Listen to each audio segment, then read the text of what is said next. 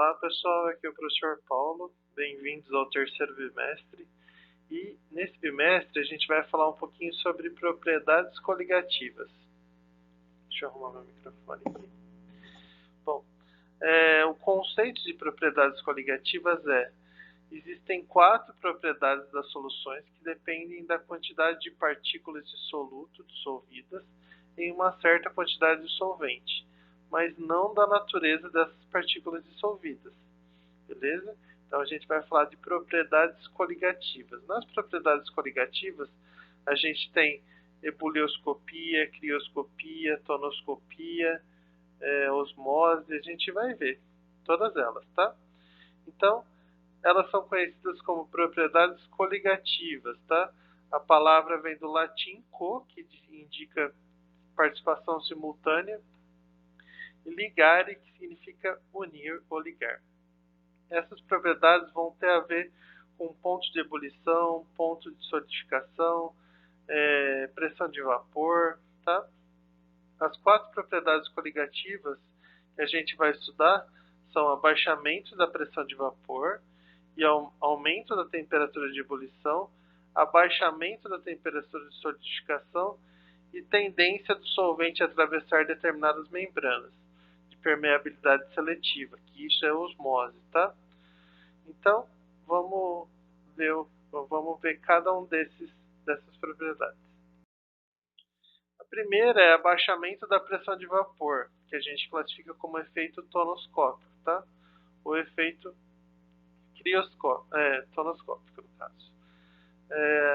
As observações experimentais mostradas anteriormente permitiram elaborar generalizações sobre o comportamento da pressão de vapor de um solvente quando nele é dissolvido um soluto não eletrólito e não volátil, tá?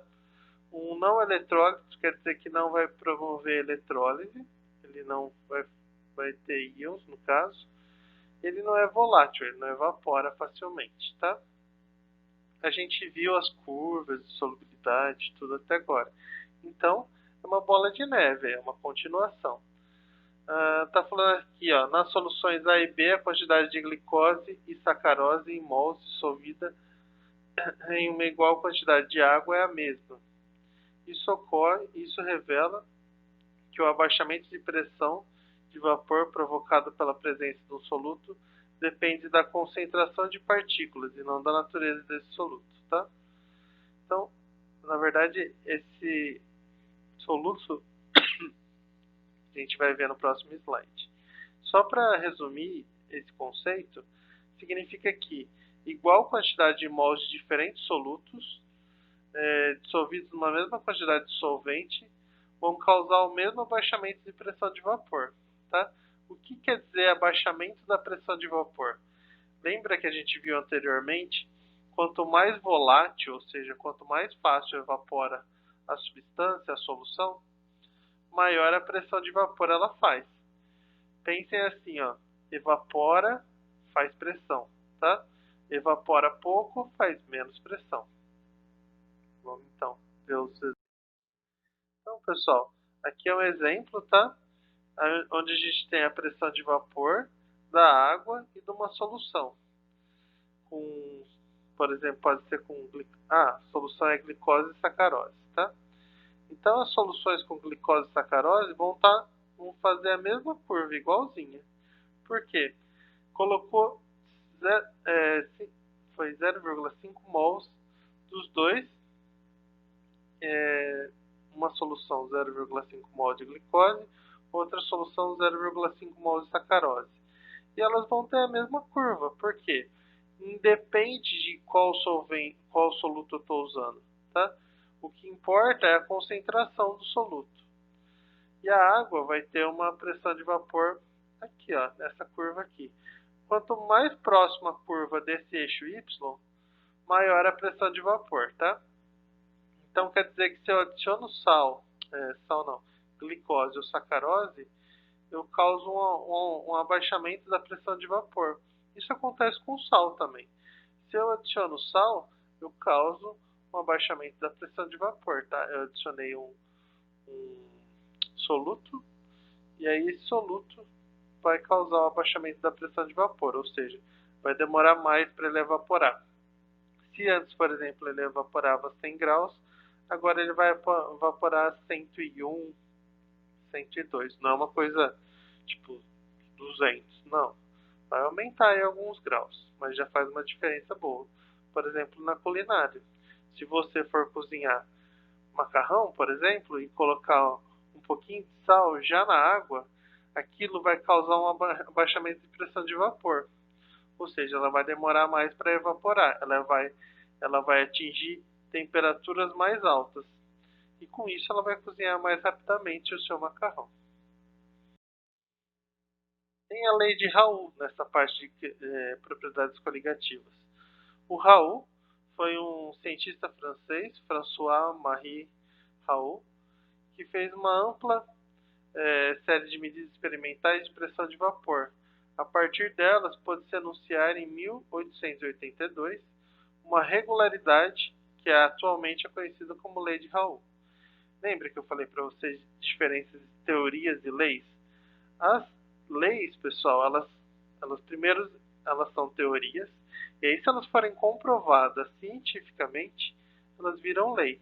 E aí tem que ter uma regularidade, né? Tipo, você fez um experimento uma vez só, deu certo, não dá para virar uma lei. Ele vai virar uma lei se você conseguir ter uma repetibilidade aí que a gente chama. Então, em equação a gente tem a pressão de vapor da solução é igual o X de solvente. Esse X de solvente é a fração de mols do solvente dividido pelo soluto mais solvente, tá?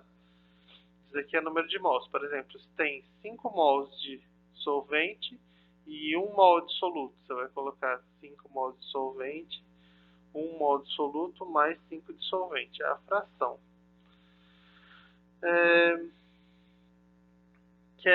Aí vai ser vezes a pressão de vapor do solvente puro, tá? Belezinha? Então, em ambas as soluções A e B, lembra que eu falei para vocês? É 0,05, tá? De glicose e sacarose. Então aqui a gente tem, ó, tá vendo? Se você for calcular o X de glicose, vai dar 5, que ele fez em porcentagem, né? Porcentagem. Aqui é fração em mols, soluto é 0,5 e dissolvente é 0,95. Então, ele colocou 5, 5, 95, ou seja, 0,05. Era 5 mols de glicose